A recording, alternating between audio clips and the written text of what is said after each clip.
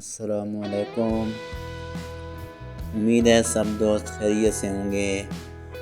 آج ہماری ویڈیو کا عنوان ہے نماز مومن کی معراج ہے۔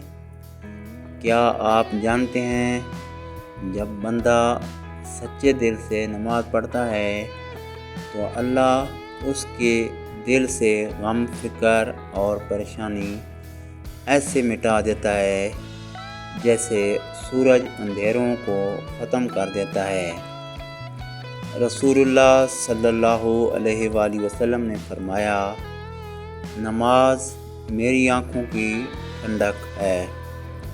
تو آؤ آج سے ہم نماز کو صرف فرض نہیں بلکہ اپنی سب سے بڑی ضرورت سمجھ کر ادا کریں گے۔